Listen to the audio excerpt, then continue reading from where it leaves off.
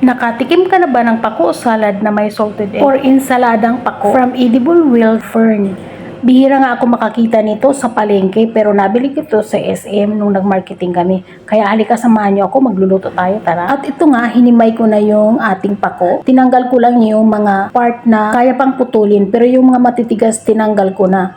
Ito nga nabili ko pala ay hindi na siya kasing fresh kasi nabili ko lang to sa SM.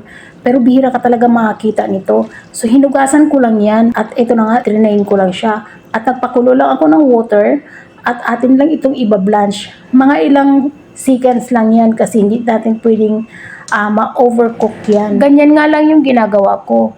Kailangan lang halu-haluin para pantay naman yung pagkakaluto.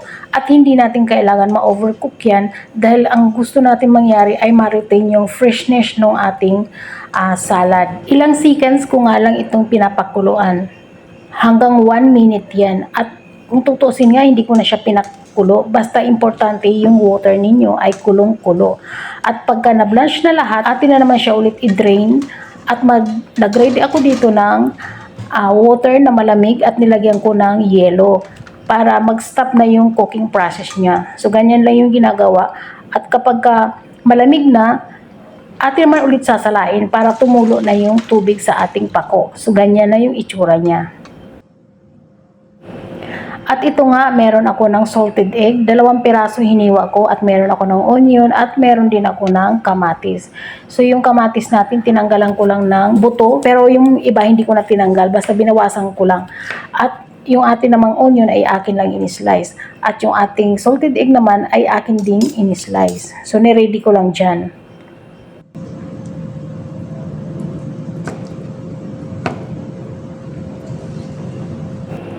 At ito nga, okay na nga to. At meron naman ako ng isang plate. I-arrange lang natin yung ating pako salad dito sa ating plate. So ayan, ilalagay ko na yung pako at inayos ko lang yan. Kinalat-kalat ko lang. At itatap na natin yung ating kamatis. Ilalagay lang natin lahat yan. Sabi nga ng boss ko pala, hindi daw niya alam itong salad na to. Kaya describe namin at sinabi namin, para itong fern. Yung fern na parang halaman natin sa ating harapan. Pero takang-taka siya kung ano to. Pero alam niyo napakasarap nito. Comment nga kayo kung nakakain na rin kayo nito. At dito nga sa part na to, naglagay na akong sibuyas. At paki-comment mo na rin pala kung saan ka nanonood. Para may shoutout naman kita at mapasalamatan sa aking mga next video. At sa part na to, maglalagay na ako ng ating salted egg. Kayo ba? Ganito rin ba kayo gumawa ng inyong pako salad? Comment mo na dyan para alam natin lahat kung pare-parehas tayo gumawa nito. At sa mga bago pala sa aking Facebook page at sa aking YouTube channel, paki-subscribe at follow na rin ako. At pagkatapos nating may arrange yung ating pako salad, magagawa na tayo ng ating dressing. So 2 tablespoon na lemon juice yung aking ginamit. At maglalagay tayo ng pinch lang na black pepper. At maglalagay din ako ng 2 tablespoon na patis.